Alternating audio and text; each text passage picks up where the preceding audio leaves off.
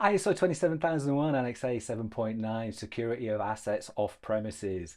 Okay, we start with the definition, and then I'm going to show you how you can very easily and straightforward implement this. The definition in the standard: off-site assets should be protected. Off-site assets should be protected, right? So what we've got to evidence to the auditor when it comes to time for the audit is that off-site assets are protected. How can we go about that? The way that we're going to go about that is we're going to place reliance on a number of controls that we either already covered or we're going to cover. So this is a little bit of a catch-all.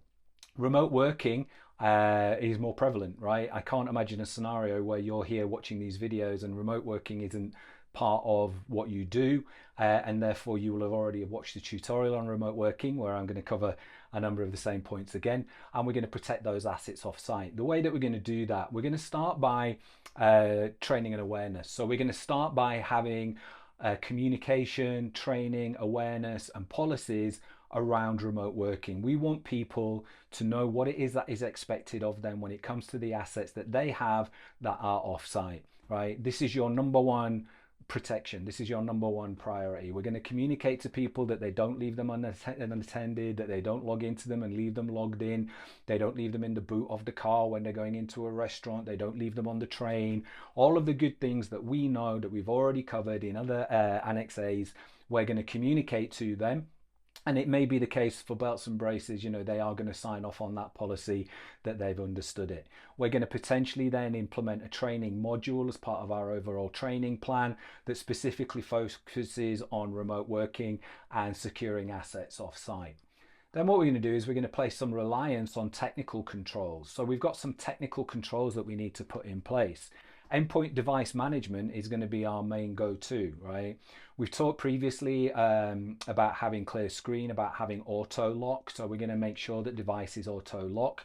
And then we're going to put our endpoint device management in that looks about the encryption. We're going to ensure that devices are encrypted, that they've got anti-malware running on them. We're going to look at the technologies that we use to access into our own environment back at the office. So things like VPN, multi-factor, two-factor authentication over VPN, whatever that may be. So have a look at that guide, have a look at that tutorial on remote working, but we're going to give some consideration to the technical controls to technically protect that device should the worst occur.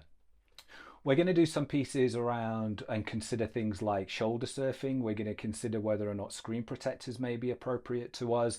We're going to back that up with education, again, about informing people about uses of devices in public areas, uses of devices on public transport, what can be seen, what can't be seen, and how they can best protect themselves. In a remote working environment, we're also going to be looking at, as we did under remote working, the protection of devices in people's homes or in those remote locations. So whilst it may be technically off-site, there may be locations that people use on a more regular basis. And if that is the case, then things like physical security are going to come into play. Again, recounting what we did when we did remote working, right? The provision of lockable media, lockable storage, the provision of shredders if required, the provision of printers if required, the rules that are associated with that.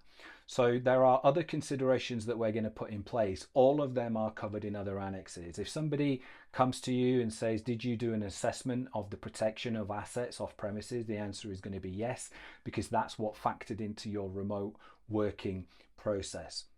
There are other areas where this can come into play. So yes, we've got the protection of assets that we allocate to people. We've got the transfer of information. So if an auditor asks you about assets off-site, they may well look at transfer of information. Look at the blog and the tutorial and the guide on transfer of information, how we're using secure couriers, how we're getting information and guaranteeing that it gets from A to B when it is off-site. That is a major player in helping you to evidence this control.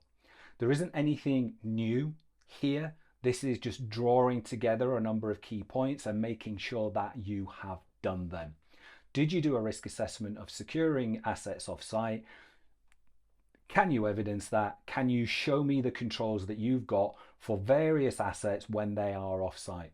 And the answer is going to be yes, you can. The physical security of the endpoint devices, the remote working and how people manage it, and the more permanent locations that people remote work from, the transfer of information, the transfer of assets around the organization via secure means and via couriers and everything that we put in place.